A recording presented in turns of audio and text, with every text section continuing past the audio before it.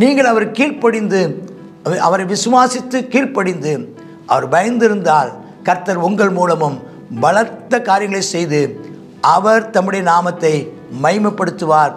உன்னையும் உன் பேரையும் கர்த்தர் பெருமைப்படுத்துவார். மகிமை உமக்கென்றோ, மாட்சிமை உமக்கென்றோ, மகிமை உமக்கென்றோ, மாட்சிமை உமக்கென்றோ, துதியும் புகழும் ஸ்தோத்திரமும் தூயவர் உமக்கென்றோ, துதியும் புகழும் ஸ்தோத்திரமும் தூயவர் உமக்கென்றோ. ஆராதனை ஆராதனை ஆராதனை ஆராதனை என் அன்பர் இயேசுவுக்கே, என் அன்பர் இயேசுவுக்கே. மகிமை உமக்கென்றோ, மாட்சிமை உமக்கென்றோ, மகிமை உமக்கென்றோ. விலையேற பெற்ற உம் இரத்தத்தால் விடுதலை கொடுத்தீர், விலையேற பெற்ற உம் இரத்தத்தால் விடுதலை கொடுத்தீர்.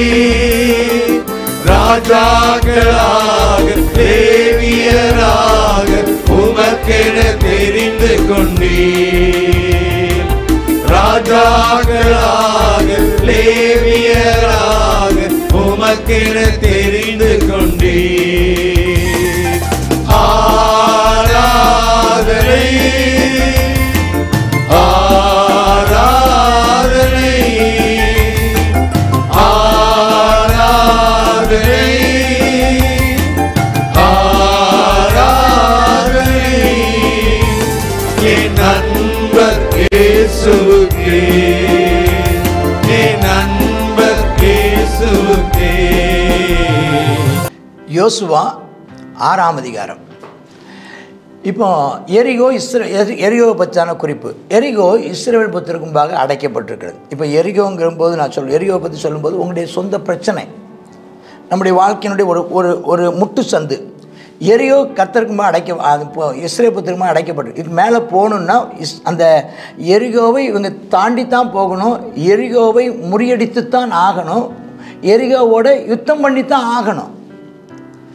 அதாவது கிறிஸ்தவ வாழ்க்கையில் நம்ம போராடித்தான் ஆகணும், வேறு வழியே இல்லை. நம்ம சமரசம் பண்ணுவதற்கு அழைக்கப்படவில்லை, முன்னேறுவதற்கு அழைக்கப்பட்டிருக்கிறோம். சமாதானத்தை கூறலாம், ஆனால் அவங்க என்ன செய்கிறதில்லை, சமாதானத்துக்கு வருவதில்லை. அவங்க அடைச்சிட்டாங்க. ஒருவரும் வெளியே போகலை, அந்த ஊர்லேருந்து உள்ளே யாரும் வரக்கு இடம் கொடுக்கல. அப்போ அந்த கர்த்தர் யோசுவாவை நோக்கி, இதோ எரிகோவையும் அதன் ராஜாவையும் அங்கே இருக்கிற யுத்த வீரரையும் உன் கையில் ஒப்பு கொடுத்து விட்டேன்.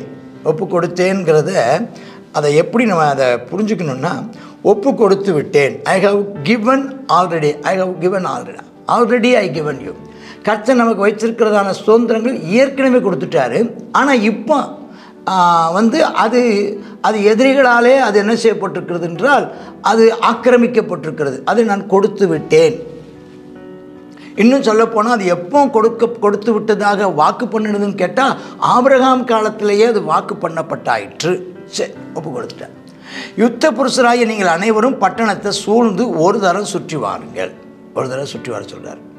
இப்படி 6 நாள் இங்கே சுற்றி வாருங்க. அப்போ என்ன செய்யணும், ஒரு ஞாயிற்றுக்கிழமை ஒரு ஓய்வு நாள், சனிக்கிழமை முடிஞ்சு ஞாயிற்றுக்கிழமை ஆரம்பித்து அப்படி 6 நாள் சுற்றுறாங்க. அப்புறம் 7 ஆசாரியர் பெட்டிக்கு முன்பாக 7 கொம்பு எக்கான பிடிச்சிட்டு போகணுமா. 7ஆம் நாளில் பட்டணத்தை 7 தினம் சுற்றி வர கடவர்கள். அது ஆசரிப்பு, அது ஒரு ஓய்வு நாளாக இருந்தாலும் 7 நாள் சுற்ற சொல்கிறார். 7 நாள் சுற்றுறாங்க. எக்காலத்தை ஊதணுமா. அப்படி அந்த கொம்புகளினால் நெடுந்துணி விடும்போது எல்லாரும் சத்தத்தை மகா சத்தத்தோடு ஆரவாரத்தோடு ஆர்ப்பரிக்கணுமா. ஆமென். கர்த்தர் நல்லவர், கிருபை என்றும் உள்ளது. கர்த்தர் நல்லவர், கிருபை என்றும் உள்ளது. ஓ ஹalleluya ஹalleluya. சேனைகளின் கர்த்தர் பரிசுத்தர், சேனைகளின் கர்த்தர் பரிசுத்தர், சேனைகளின் கர்த்தாவே ஆமென் ஸ்தோத்திரம். ஆயிரமான உம்முடைய இஸ்ரவேலிடத்தில் இறங்கி வருவீர்களாக, உமக்கு விரோதமாக எழும்புகிற சத்துருக்கள் சிதறடிக்கப்படுவார்களாக. இப்படி அவன் கத்தணும்னு சொல்லிட்டார். ஆர்ப்பரிக்கிறாங்க. அப்போ பட்டணத்தின் அலங்கை இடிஞ்சு விடும், இதெல்லாம் அவங்களுக்கு சொல்லியாச்சு. அப்போ அவங்களுக்கு நேரம் இருக்கிறது ஏற கடவர்கள் அப்படின்னு சொல்லிட்டார். 6ஆம் வசனத்தில் யோசுவா ஆசாரிகளை அழைத்து உடன்படிக்கை பெட்டி எடுத்துகிட்டு போங்க, தொனிக்கும் எக்காலங்களை எடுத்துகிட்டு போங்க, ஆமாம் கர்த்தருடைய பெட்டியை நீங்கள் சுமந்துட்டு போங்க, பின்னால் யுத்த சன்னதராக யுத்த வீரர்கள் போங்க.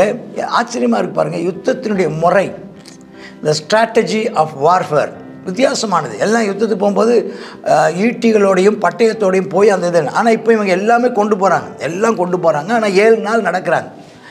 அப்போ ஜனங்களோட பேசி தொனிக்கும் எக்காலம் வரும்போது அப்போ தான் நீங்கள் என்ன செய்யணும், நீங்கள் ஆர்ப்பரிக்கணும். அது வரைக்கும் நான் சொல்கிற நாள் வரைக்கும் ஆர்ப்பரிக்கக்கூடாது, வாயினால் சத்தம் காட்டக்கூடாது. அதாவது எதிர்மறையாகவும் பேசக்கூடாது, நேர்மறையாகவும் பேசணும், ஒன்றும் பேச வேண்டாம். நல்ல ஸ்தோத்திரத்தோடு போயிட்டே இருங்க. இதுதான் ப்ரேயர் வாக்குன்னு சொல்கிறோம் அல்லவா, அதுக்கு இது ஒரு முன் அடையாளம், முன் உதாரணம். ப்ரேயர் வாக் ஒன்றும் பேச வேண்டாம், நீங்கள் ஸ்தோத்திரம் அமைதியாக போயிட்டே இருங்க. வாயிலேருந்து ஒரு பேச்சும் போகிற அடுத்தவங்கள்ட்ட பேசக்கூடாது, இருதயத்துக்குள்ளே பேசிக்கோங்க. ஆர்ப்பரிங்கன்னு சொல்கிற வரைக்கும். அப்போ எப்போ ஆர்ப்பரிங்கன்னு சொல்கிறாங்களோ அப்போ நீங்கள் ஆர்ப்பரிக்க வேணும் அப்படின்னு சொல்லிட்டு. அதே மாதிரி முதல் நாள் போனாங்க, திரும்ப வந்து பாளையத்தில் தங்கிட்டாங்க. 2ஆம் நாள் இப்படி 7 நாளும் அவங்க போகிறாங்க. 7 நாளும் போகும்போது 7வது நாள் போகும்போது அவங்க என்ன செய்கிறாங்க, 7 தடவை காலமே போயிட்டாங்களாம். போய் 7 தடவை சுற்றி வர்றாங்க. 16ஆம் வசனத்தில் ஆர்ப்பரியுங்கள்னு சொல்லும்போது அவங்க ஆர்ப்பரித்தாங்க. கர்த்தர் என்ன செய்தார், அவங்களுக்கு ஒப்பு கொடுத்தார். 17ஆம் வசனம் ஆனாலும் இது வந்து எங்கே வரணும்னா, அந்த 17ஆம் வசனம் முன்னமே இருக்கிற இடத்துல வரணும். எங்கே நீங்கள் பேச நான் சொல்லும் நாள் நேரம் வரைக்கும் நீங்கள் மௌனமாக இருங்க, நீங்கள் யாரும் பேசாதிருங்கள்னு சொன்னார். பார்த்தீங்களா, எத்தனாம் வசனத்தில் அப்படி சொன்னார், நீங்கள் எதுவுமே பேச வேண்டாம், நீங்கள் நான் சொல்லும் நாள் வரைக்கும் நீங்கள் அமைதியாக போகணும், அதுக்கப்புறம் நீங்கள் துதிக்க வேணும்னு கட்டளையிட்டு இருந்தார். பார்த்தீங்களா, அதை மாதிரி இந்த 10ஆம் வசனத்துக்கு அப்புறம் வர வேண்டிய வசனம் 17. அப்போ என்ன சொல்லியிருந்தாருன்னா, ஆனாலும் நீங்கள் எல்லாம் போங்க, கர்த்தர் தருவார். அந்த சாபத்தீடானதில் அந்த பட்டணத்தில் உள்ள எல்லாமே சாபத்தீடு. யாருக்கு சாபத்தீடு? உனக்கு சாபத்தீடு. அது கர்த்தருக்கென்று என்ன செஞ்சுருங்க. அதான் முதல் பட்டணத்தை, யோர்தானுக்கு அந்த பக்கம் முதல் பட்டணம், அதை அவங்க என்ன செய்கிறாங்க, பிடிக்கிறாங்க. தெற்கு பக்கம் உள்ளது அது அந்த சாபத்தீடாக இருக்கும். ஆனாலும் இந்த ஆட்கள் ராகாபெண்ணு வேசி நம்முடையதான வேவுக்காரலை மறைச்சி வச்ச பொண்ணா அவங்க வீட்டுக்குள்ளே ஒன்று உயிரோட காக்க கடவர்கள் சொல்லிட்டாங்க. சாபத்தீடானதை யாராவது எடுத்துட்டிங்கன்னா அதனால் நமக்கு ஒரு பெரிய களங்கம் வரும், அதனால் நமக்கு ஆபத்து வரும். சாபத்தீடை மட்டும் எடாதபடிக்கு எச்சரிக்கை. தேவன் எப்போதுமே நம்முடைய கீழ்ப்படுதலை சோதிக்கும்படிக்கு ஒரு எச்சரிக்கையை தருகிறார். நம்முடைய விசுவாசத்தை சோதிக்கும்படிக்கு ஒரு எச்சரிப்பை தருகிறார். நம்முடைய பயத்தை சோதிக்கும்படி ஒரு எச்சரிப்பை தருகிறார். புரியுதா உங்களுக்கு? நீங்கள் அவருக்கு பயந்திருக்கிறீர்களோ என்று அறியும்படிக்கு ஒரு எச்சரிக்கை. நீங்கள் அவருக்கு கீழ்ப்படுவீர்களோ கீழ்ப்படிய மாட்டீர்களோ ஒரு எச்சரிக்கை. நீங்கள் அவர் மேல் விசுவாசிப்பீர்களோ விசுவாசிக்க மாட்டீர்கள். அப்போ விசுவாசத்தினாலே கீழ்ப்படிதல் பார்க்குறோம். அவருக்கு பயப்படுவதனாலே நமக்கு என்ன செய்கிறோம், விசுவாசத்தினாலே அவருக்கு நம்ம கீழ்ப்படுகிறோம், பயத்தினாலே அவரை சேவிக்கிறோம். இது கரெக்டாக இருக்கான்னு பார்ப்பார். இப்போ சகல வெள்ளி பொண்ணு வெண்கலம் இரும்புனால் செய்யப்பட்ட பாத்திரங்கள் கர்த்தருக்கு பரிசுத்தமானவைகள், அது கர்த்தரின் பொக்கிஷத்தில் சேரணும் அப்படின்னு சொல்லிட்டாங்க. அதே மாதிரி எக்காலம் ஊதுனாங்க, சத்தம் கேட்டுச்சு, அலங்க இடிஞ்சு விழுந்துருச்சு. நேராக போனாங்க, அவங்க எல்லாவற்றையும் பட்டய கருக்கினால சங்காரம் பண்ணிட்டாங்க. அந்த வேவுக்காரலை காப்பாற்றின அந்த ராகாப்புடையதான குடும்பத்தை மட்டும், அவளையும் அவளுக்கு உண்டானவைகளையும் அவங்க பத்திரமாக பாதுகாத்துட்டாங்க. பத்திரமாக பாதுகாத்து அவங்கள பாளையத்தில் இருக்கும்படி பண்ணிட்டாங்க. பின்பு எல்லாத்தையும் சுட்டரிச்சிட்டாங்க. வெள்ளி பொண்ணு வெண்கலத்தை எல்லாம் கொண்டு வந்து கர்த்தருடைய ஆலய பொக்கிஷத்தில் அவங்க சேர்த்துட்டாங்களாம்.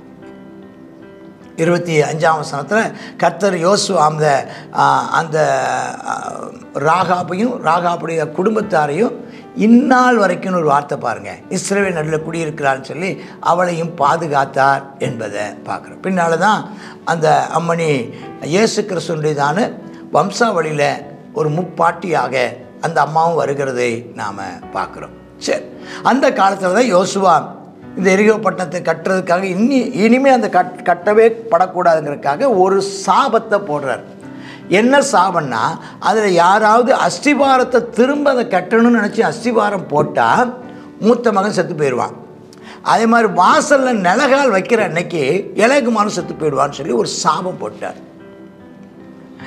இன்றைக்கும் பாருங்கள், இன்றைக்கும் நம்ம இந்திய கலாச்சாரத்துலேயும் மற்ற எல்லா தேசத்து கலாச்சாரத்துலேயும் அஸ்திபாரம் போடுறதையும் நிலைகால் வைக்கிறதையும் ரொம்ப முக்கியமாகவும் பயபக்திக்குரிய ஒன்றாகவும் அதிக முக்கியத்துவம் வாய்ந்ததாகவும் ஜபத்தோடும் பக்தியோடு செய்யப்பட வேண்டும் என்பது எல்லா சமுதாயத்திலும் சொல்லப்பட்டிருக்கு. ஏன்னா இப்படி ஒரு சாபம் இருக்கிறபடினால அந்த எதுவும் வராதபடிக்கு அந்த சாபத்தை ரத்து பண்ணி நம்ம ஜெபிக்க வேண்டியது அவசியம். அதனால தான் அஸ்திபாரம் போடும்போது ஜெபம் பண்ணுகிறதும் நிலைகால் வைக்கும்போது ஜெபம் பண்ணப்பட வேண்டியதும் மிகவும் அவசியமான ஒன்று, மிகவும் அவசியமான ஒன்று அப்படிங்கிறத நம்ம பின்னால் புரிஞ்சுக்கிறோம்.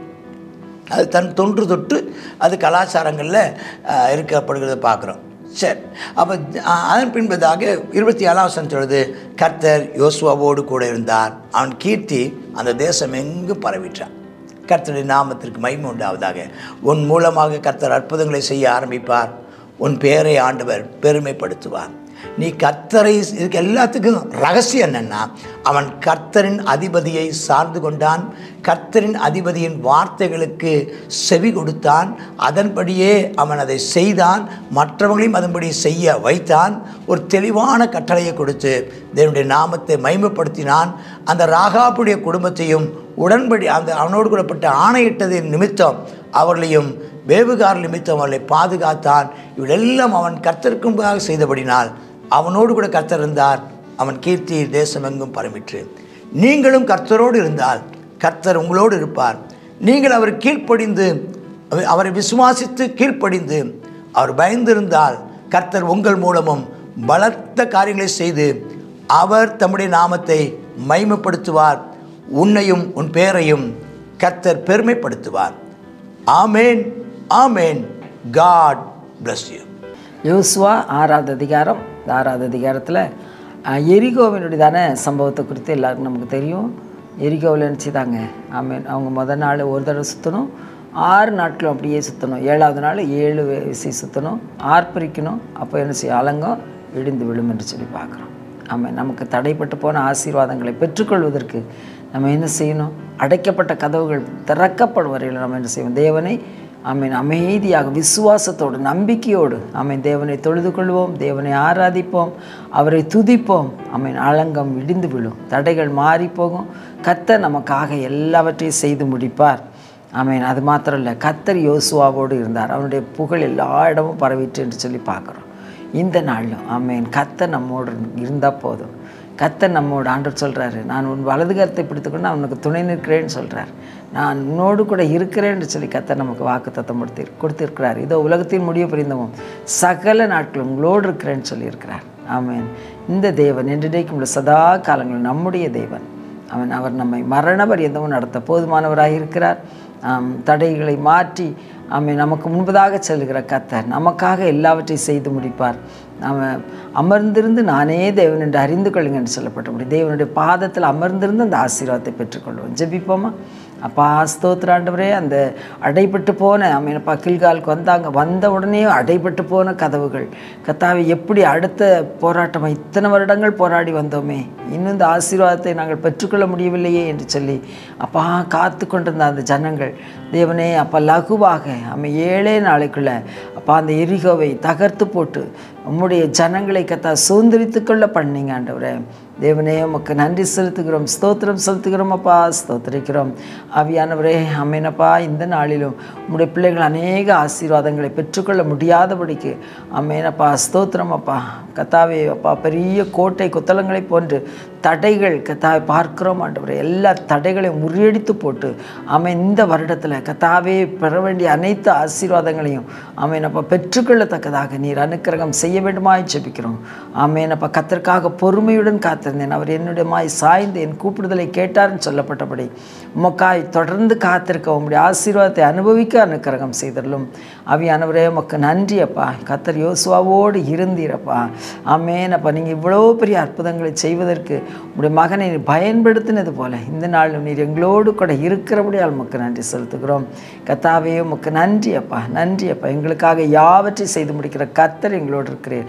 நீர் எங்களுக்காக முன்னாடி சென்று எல்லாவற்றையும் தடைகளை மாற்றுகிற தலக்கர்த்தர் அப்பா. ஸ்தோத்திரம். எல்லாவற்றையும் உடைத்து போடும் கர்த்தாவே. சுதந்திரித்துக் கொள்ளுகிற தேசத்தை சுதந்திரித்துக் கொள்ள ஆமென் எங்களை விசுவாசமுள்ளவர்களாக கீழ்ப்படுகிறவர்களாய் காணப்பட உதவி செய்யுங்க தேவனே. ஸ்தோத்திரம். உமக்கும் நியமிக்கப்பட்ட அந்த அப்பா இந்த நாளில் ஆமென் அப்பா அந்த சாபத்தீடானது கர்த்தாவே அது உம்முடைய ஆசீர்வாதம் உம்முடைய ஆமென் அப்பா பங்கு ஆண்டவரே. அதை நாங்கள் சுதந்திரிக்கும் போது அது எங்களுக்கு சாபமாக முடியுங்கிறத பார்க்குறோம் அப்பா. நாங்கள் உம்முடைய ஆசீர்வாதத்தை கர்த்தாவே ஸ்தோத்திரம் அப்பா உமக்கு மகிமையை செலுத்துகிறதை உமக்கு கொடுக்க வேண்டியவைகளை உம்முடைய நாமத்துக்குரியவைகளை உமக்கே செலுத்தவும் கர்த்தாவே நாங்கள் ஜாக்கிரதையாக எங்களை காத்துக்கொள்ளவும் கிருபை தாரும். இயேசுவின் நாமத்தில் ஜெபிக்கிறோம் எங்கள் நல்ல பிதாவே. ஆமென்.